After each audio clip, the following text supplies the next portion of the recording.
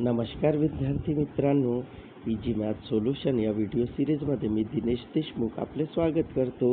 विद्यार्थी मित्रांनो, SRPF Nagpur police भरती 2024ला विचारलेला हा प्रश्न बघा. एक व्यक्ती मंदिरात पूजेसाठी जात असताना त्याने प्रत्येक पायरीवर पायरीच्या क्रमांकाच्या दुप्पट इतकी फुले ठेवली. देवाला 7 फुले वाहिली तरीसुद्धा त्याच्याकडे 7 फुले शिल्लक राहिली. जर मंदिराला 50 पायऱ्या असतील तर त्या व्यक्तीजवळ किती फुले होती?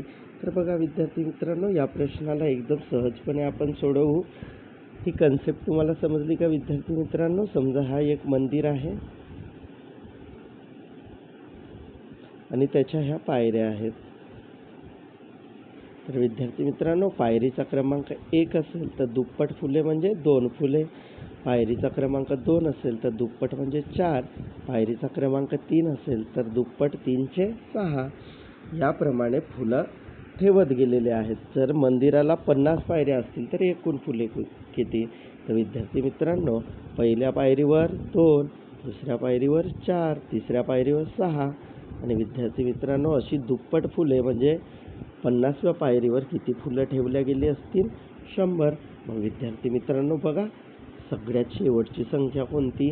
100. 100 गुणिला विद्यार्थी मित्रांनो 100च्या पुढची समसंख्या 102 भागीला नेहमी 4. अशा प्रश्नामध्ये विद्यार्थी मित्रांनो, शेवटची संख्या तिच्या पुढची समसंख्या भागीला किती नेहमी घ्यायचे? 4. 4चा भाग विद्यार्थी मित्रांनो 100मध्ये किती वेळा जाईल? 25 वेळा. आता 25 दुने 50 आणि 25 एका 25 म्हणजे विद्यार्थी मित्रांनो, 50 पायऱ्यांवर किती फुले ठेवली गेली असतील?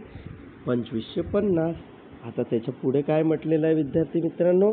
7 फुले देवाला वाहिली आणि 7 फुले शिल्लक आहेत. तर एकूण फुले किती आहेत? मग पायऱ्यांवर ठेवलेली फुले किती विद्यार्थी मित्रांनो? 25चे 50 अधिक देवाला 7 आणि उरलेली 7 म्हणजे एकूण 14. विद्यार्थी मित्रांनो, हे ॲड करा म्हणजे एकूण फुले 4, 5 आणि 1 6, 5, 2 म्हणजे 25चे किती विद्यार्थी मित्रांनो? 64 आणि ऑप्शन क्रमांक 3 म्हणजे त्याचं उत्तर दिलेलं आहे.